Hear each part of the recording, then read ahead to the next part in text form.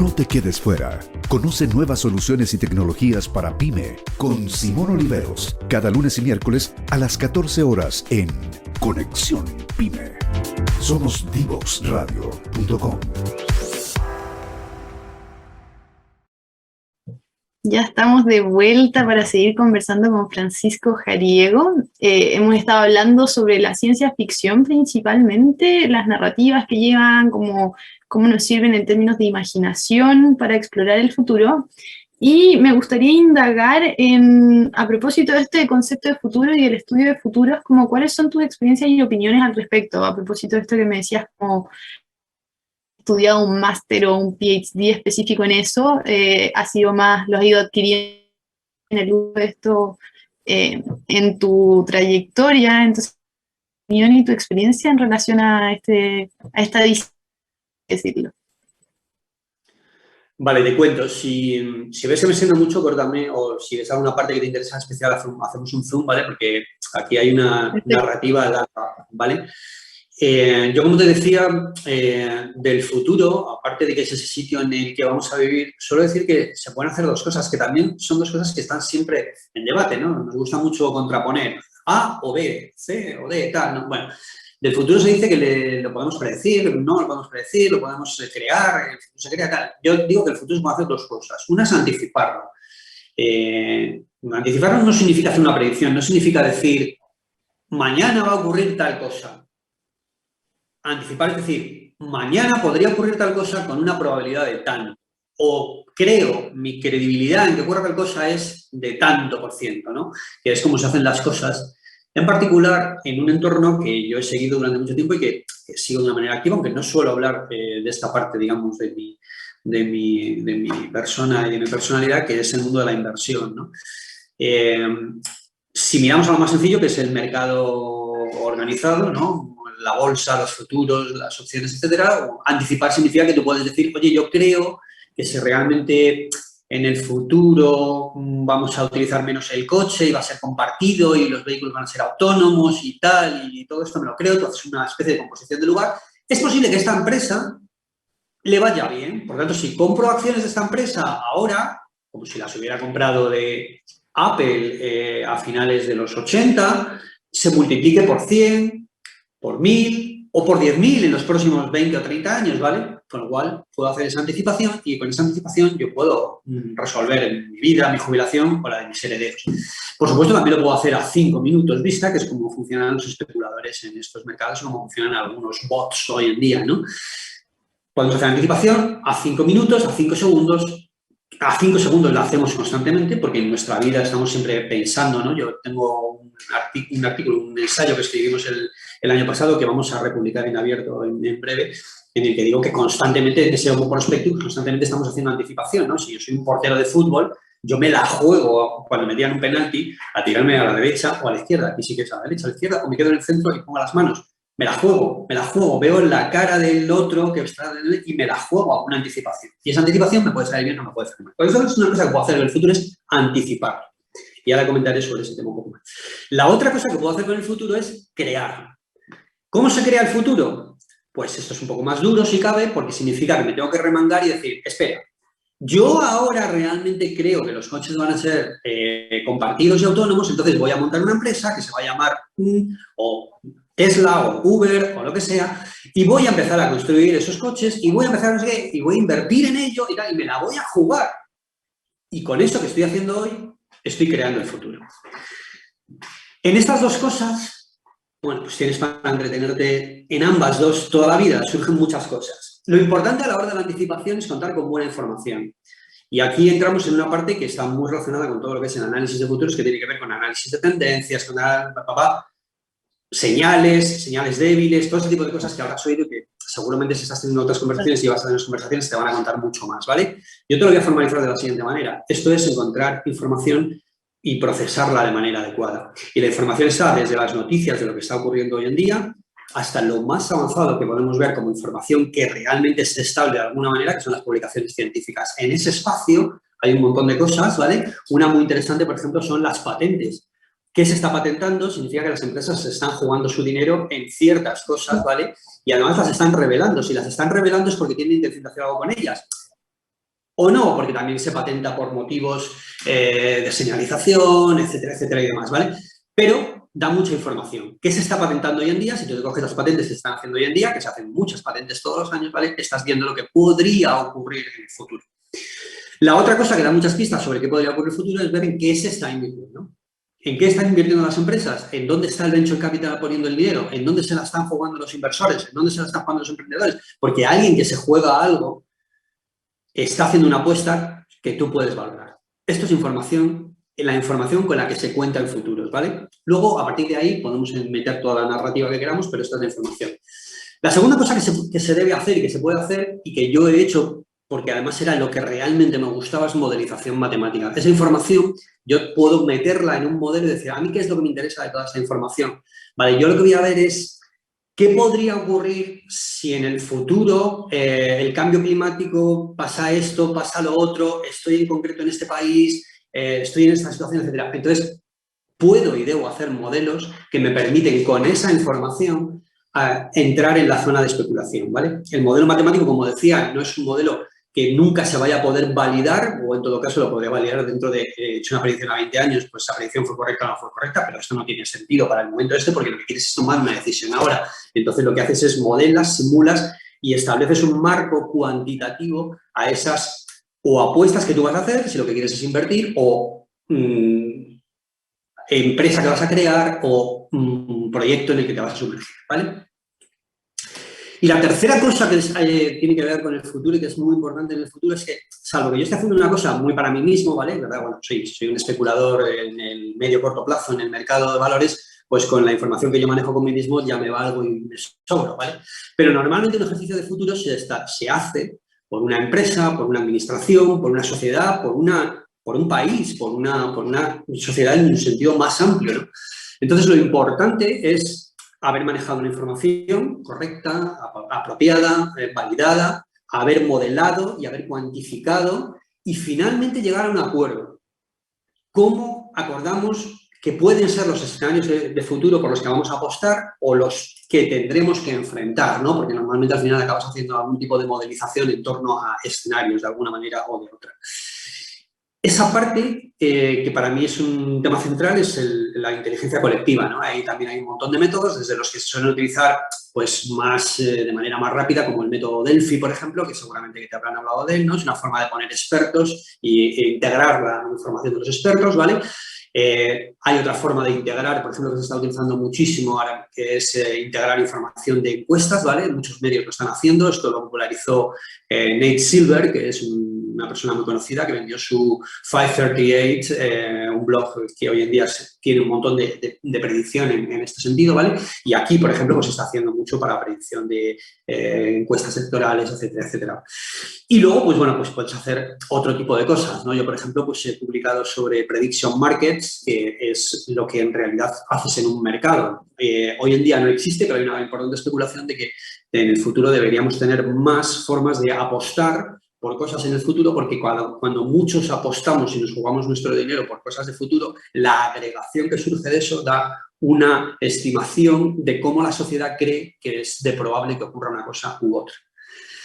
Entonces, esto de una manera así como muy a lo bestia es todo el kit de cosas que tienen que ver con mi visión en particular de cómo enfrentamos al futuro. Información de corto, de medio, de largo plazo, la información que tengo, cómo agrego esa información y cómo modelo con ella y hago modelos, ¿vale? Que puedo de alguna manera validar o poner en común con otra gente y cómo integro mi información, cómo hago una inteligencia colectiva en la organización, empresa, administración, donde quiera que esté, ¿vale? Cómo pongo eso en común para llegar, digamos, a un consenso sobre qué podría ocurrir o qué no podría ocurrir y, por tanto, qué debemos mirar o por qué debemos preocuparnos.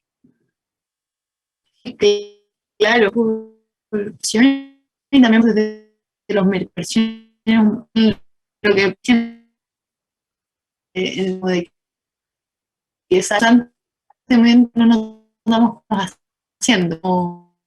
Te oigo fatal, Bárbara, te oigo fatal, no te sigo. ¿Me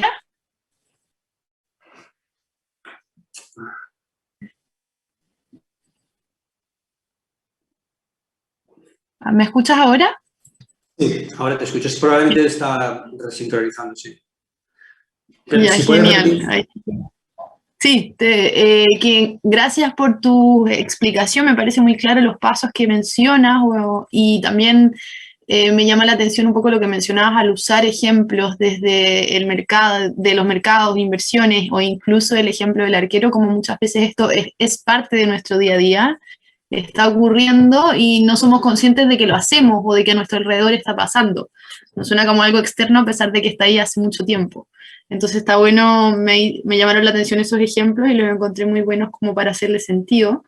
Y a propósito de lo que mencionas de estos como pasos que tú consideras que son importantes, me gustaría preguntarte en tu trabajo, en tus distintas experiencias, como si has logrado ver organizaciones que lo puedan estar aplicando. No sé si exactamente esos pasos, pero que tú veas que sí están aplicando esta mirada de hacer sentido del futuro, de analizar ciertas tendencias y señales de cambio, más allá de las tendencias, las macro tendencias que ya están hoy, que sería quizás la mirada más tradicional de análisis estratégico, sino esta mirada un poquito más allá, más profunda. Pues aquí mi experiencia es como, te diría que como bastante agridulce. O sea, esto se hace en muchos sitios, ¿vale? Yo he tenido pues oportunidad y en algunos casos experiencias muy, muy interesantes, ¿no? de reflexión en el mundo de la empresa privada, en el mundo de la administración, de los gobiernos, de ciertos departamentos que de repente pues, se tienen que enfrentar a cosas determinadas, ¿no? Y buscan hacer este tipo de ejercicios. Y, bueno, fundamentalmente, digamos, en esos dos ámbitos, ¿no? Quiero decirte con esto que, obviamente, esta sensibilidad existe. O sea, a poco que, como tú dices, te pongas a pensar, pues te das cuenta de que estás expuesto a muchas incertidumbres de futuro, en algunos casos más que en otras. Es verdad que hay veces que tienes menos riesgos, menos incertidumbres en tu entorno, ¿vale? Ya seas una empresa, una persona, etcétera, y, por tanto, pues te puedes mover con más facilidad o con más comodidad, ¿no? Y hay veces pues, que las empresas se enfrentan, digamos, a disyuntivas importantes, ¿no? O que ocurren cosas en un gobierno, en una administración, en un momento, en un local, en una ciudad, en lo que sea, que te llevan, digamos, a ese tipo de reflexión. Entonces, obviamente, esta reflexión existe, está de una manera a veces muy consciente, a veces pues simplemente a nivel de inquietud, etcétera y tal, acabas haciendo un ejercicio de estudio de futuro, ¿no? En el que intentas ordenar las ideas, intentas poner en común esas ideas, intentas poner encima de la mesa, digamos, pues la información que tienes, los ingredientes que tienes y a partir de ahí diré que la parte agri es que normalmente son ejercicios, muchos de ellos son ejercicios que desde mi punto de vista pues son muy superficiales, ¿vale? Es decir, una vez que te das cuenta de que realmente modelar el futuro es una cosa bastante especulativa, etcétera y demás, normalmente la presión del día a día, la realidad, etcétera, te lleva a decir, bueno, vale, esto está muy bien, pero dejaros de tonterías porque aquí lo que hay que hacer es solucionar lo que se va a romper, lo que se ha roto ayer, ¿vale? Lo cual es cierto, las dos cosas son necesarias y desde luego si lo que estás haciendo se te rompe hoy, pues ya no hay mañana, ya se acabó, ya no hay futuro, ya no hay dónde voy a vivir porque me he pegado la torta hoy, ¿vale? Correcto, ¿vale? Pero es cierto que si no miras a dónde vas, ¿no? Que es otra cosa que suelo decir y he citado 1000 veces, ¿no? A Luis Carroll, si no sabes a dónde vas, cualquier camino te llevará, ¿vale? Y muchos de ellos, pues, ya te puedes imaginar que no llevan al sitio que tú querías, ¿no? Pero bueno, es otra forma de enfrentarse a los acontecimientos. Entonces, ya digo, aquí mi impresión es un poco agridulce. Estos ejercicios se hacen en muchos entornos y por desgracia muchas veces se hacen de una manera muy superficial cuando creo que merecería la pena hacerlos de una manera más rigurosa, ¿no? Y extenderlos, por supuesto, a ámbitos donde pues, digamos, no se tiene esa conciencia, ¿no? Claro, totalmente. Y ya lamentablemente estamos llegando como al final del programa y me gustaría preguntarte a propósito de esto último que mencionas, para las personas que nos escuchan, ¿qué les recomendarías tú como para seguir explorando, metiéndose en estos temas y lograr hacer eventualmente con el tiempo como análisis más profundos, ya sea para las personas o las organizaciones, desde tu perspectiva, por supuesto? Bueno, depende, yo creo que depende mucho digamos, de la psicología del momento de cada cual, ¿no? Si estamos hablando de alguien maduro o una empresa, alguien que está en una posición de responsabilidad en el gobierno, etcétera, yo lo que recomendaría efectivamente es que se fuera a la literatura dura, que la hay buena literatura, ¿vale? Hay referencias. Citábamos a Sohail, por ejemplo, que es una de las vertientes, pero, por ejemplo, UNESCO pues, tiene una cátedra bastante activa y tiene gente que está publicando en ese contexto, cosas muy recientes, es decir, revisiones muy recientes de dónde está hoy el estado del arte de los futuros, del estudio de futuros, etcétera y demás, ¿vale? Y tomarse eso, digamos, en serio. Normalmente, ciertamente, digamos, cuando trabajas en una gran organización, pues al final siempre acabas contando con alguien que sabe de esto, ¿no? Con esto lo que quiero decir es que conviene al consultor, al que vas a acabar contratando o no te va a quedar más remedio que consultar, siempre ponerlo como al perrito atado bien, con una correíta y tal, y no dejarle que se mueva mucho, ¿vale? Y tener tú las ideas, de ser tú el que pilotes realmente, porque tengas en tu cabeza cómo quiero organizar esto, con independencia de que luego te apoyes en alguien que te pueda ayudar a hacerlo, ¿no? A nivel de persona más pues, individual, etcétera, yo recomiendo mucho la ciencia ficción. O sea, yo creo que si uno se va, digamos, a los clásicos y puedes entrar, pues, desde los famosos Asimov, Robert Heinlein, aquí hay mucho. Es inevitable que a todos, al que nos gusta una cosa, no nos gusta otra, ¿no? Pero casi cualquier cosa de la ciencia ficción más conocida, pues estamos a Philip Dick, por supuesto. Philip Dick es un prototipo de autor del que se ha dicho de todo. Pero que a mí me parece asombroso porque yo he llegado a odiarle porque yo hay muchas cosas sobre las que me intereso. Yo escribo mucho para contarme a mí mismo las cosas, ordenar mi propia narrativa y demás. Y eventualmente llegas a la conclusión de decir, qué bonito sería escribir un cuento sobre esto, qué bonito sería escribir una historia de esta. Y al cabo de un tiempo te pones a buscar y resulta que Philip Dick ya lo había escrito, porque como yo digo, también está en alguno de mis blogs, en general casi todo está ya hecho. Con lo cual uno puede encontrar cosas muy interesantes en la ciencia ficción, incluso en tiempos de pasado, ¿vale? Todo el mundo dice que la ciencia ficción arranca con el Frankenstein de Mary Shelley, ¿vale? Es un poco como el acuerdo general, pero si buscáis, perdona que haga publicidad de mi blog, pero es que ya he ido acumulando ahí muchísima información. Ciencia ficción se ha hecho desde tiempos inmemoriales, lo que pasa es que, claro, la ciencia no existía hace 2000 años como tal, ¿no? A pesar de que seguramente los filósofos pensaban en términos muy científicos. Y hay cosas maravillosas. Yo, de hecho, estoy haciendo ahora un trabajo de recopilar escritos pues, de George Eliot, de economistas famosos como Alfred Marshall, etcétera, que han escribían o hacían conferencias o hacían cosas que luego no publicaban, que son ciencia ficción. Y uno puede aprender mucho, digamos, de esa reflexión en el mundo más literario y más de la ciencia ficción. Yo, por ejemplo, pues no sé, ahora que estamos con temas como el Alzheimer, como qué va a ocurrir en este tipo de historias, recomendaría muchísimo una lectura muy fácil, es la de Flores for Algernon, que es un libro de lo que yo denominaría ciencia ficción dura, con un no muy sencillito, etcétera, pero que es absolutamente entrañable. O sea, yo la leí hace de 4 o 5 años y es de esas cosas que dices, es increíble que yo casi se me salten las lágrimas siendo ya tan viejo leyendo una cosa como esta, que es ciencia ficción dura, ¿no?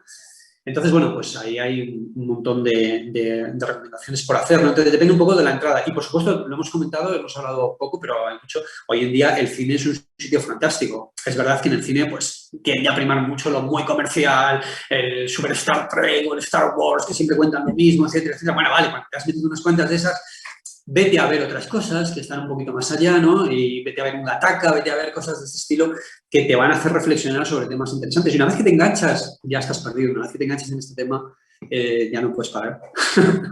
Genial. Oye, y lo último, en esto que mencionabas de tus blogs, que encuentro muy importante mencionarlos también, yo vi el de Indie Research. No sé si es solo ese, a propósito de lo que decías, porque ese me parece que está en inglés. ¿Hay otro también o es la misma versión que se cambia de idioma? ¿Cuál? Perdona, ¿eh? Vi el Indie Research. No sé si es ese. Sí, Indie Research es la marca que utilizo yo y con la que he publicado, las cosas de ciencia ficción que tengo publicadas, las tengo publicadas, digamos, con esa marca.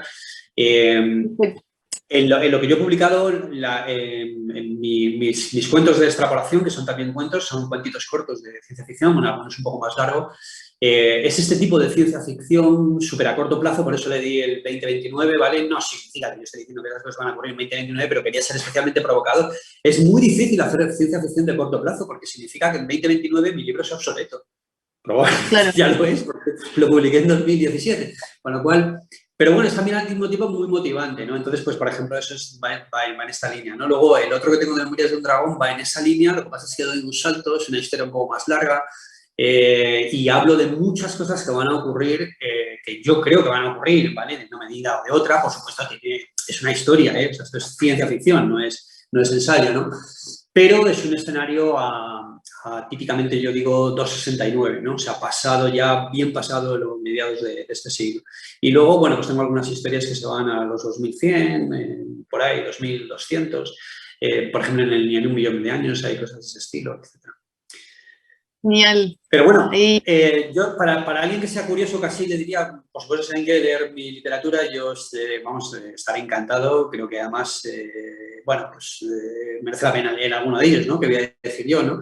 Pero para alguien que quiera culturizarse, casi recomiendo que echen un vistazo a mi blog. Si es más en inglés, posteo más pues de artículos, de la parte más dura realmente, de la ciencia, tecnología, etcétera. Y en mi blog en español posteo más pues de la parte más literaria, etcétera, ¿no? Perfecto. Ahí vamos a... No nos hemos dejado al final el tema del lenguaje español y el reto que tenemos nosotros como cultura en español, ¿no? De crear esto, ¿no? Esta sensibilidad que los anglosajones tienen más. Habrá que volver sobre ello. Vamos a hacer me gusta que lo menciones, podemos hacer ahí una segunda invitación y dedicarla a esa parte. Así que, bueno, genial tenerte con nosotros, Francisco. Ha sido un gustazo tremendo y de todas maneras vamos a hacer una segunda invitación porque siento también que nos quedaron hartos temas por explorar. Nos vamos a ir a una pequeña pausa musical y ya volvemos para el cierre. Y agradecerte nuevamente tu participación. Fenómeno. Pues muchas gracias y chao. Yaima, Villarrica y Lonquimay. Los gigantes dormidos y los no tanto. Con Cristian Farías. El programa Volcanes, terremotos y otros monstruos. Todos los martes y viernes a las 11 de la mañana en divoxradio.com.